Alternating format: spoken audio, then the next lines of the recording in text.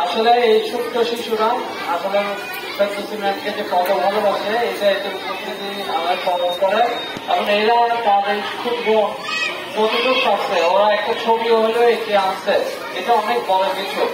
আমার মনে হয় যে এরকম অনেক মানুষের ভাগ্যে জুটবে না, অনেক মানুষের সারা জীবনে এরকম ভাগ্যে এত মানুষের ভালোবাসা পাওয়া এটা অনেক অসুবিধা। তারপর আমার খুব ভালো লাগছে অত্র বিদ্যালয়ের প্রধান শিক্ষক এনাম সাহেব এবং তার সহকর্মীরা খুব সুন্দর একটা বিদায়ের ব্যবস্থা করেছেন এবং এখানে সবাই এসেছেন, সবাই ওনাকে বিদায়ী অভ্যর্থনা দেওয়ার জন্য সুযোগ পেয়েছেন, সেজন্য প্রত্যেককে আমি ধন্যবাদ জানাই।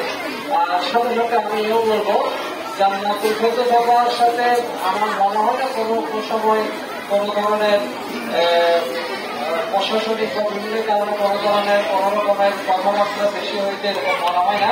তারপরও আমি বলি বিদায় বেলায় যদি আমাদের কোনো আচরণে কোনো কথাবার্তায় কখনো উনি কষ্ট পেয়ে থাকেন উনি ক্ষমা সুন্দর দৃষ্টিতে দেখবেন। আর ওনার অফিসিয়াল যত বিষয়গুলো আছে আমি আগেও বলছি যে একটা আগ্রহ আশা করি ওনার কোনো জায়গায় সমস্যা থাকলে উনি বলবেন, আশা করি এটা অবশ্যই কিছু সমস্যার সমাধান করবে। তো ওনার এবং ওনার পরিবারের সদস্যদের দীর্ঘায়ু কামনা করছি অনেক সুন্দরভাবে। এমনকি ভাই তো বললো যে প্রত্যেকদিন যেন সবাই যায় ওনার বাড়িতে ওনার খবর খবর রাখে। আসলে কিছু কিছু মানুষ আছে সবসময় আদর আপ্যায়ন করতে পছন্দ করে। তো আশা করি আপনারা সবাই ওনার খোঁজখবর রাখবেন। উনিও আমাদের স্কুল ছেড়ে চলে যাওয়া মানে একবার চলে যাওয়া মানে উনি সবাইকে দেখতে আসবেন, ওনার সময় কাটাতে আসবেন এবং যখন মন খারাপ হয় আমার মনে হয় যে এখানে আসবেন। তো ওনার সুন্দর এবং দীর্ঘ জীবন কামনা করছি, আগামী দিনগুলো অনেক সুন্দর হবে আশা ব্যক্ত করে আমাকে এখানে দাওয়াত দেওয়ার জন্য আপনাদের কৃতজ্ঞতা জানিয়ে আমি আমার বক্তব্য এখানে শেষ করছি। ধন্যবাদ সবাইকে।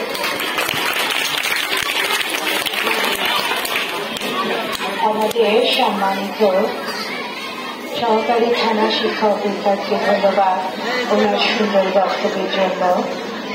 এবার জান্নাতুল ফেরদৌস বাবাকে মানপত্র দেওয়া হবে।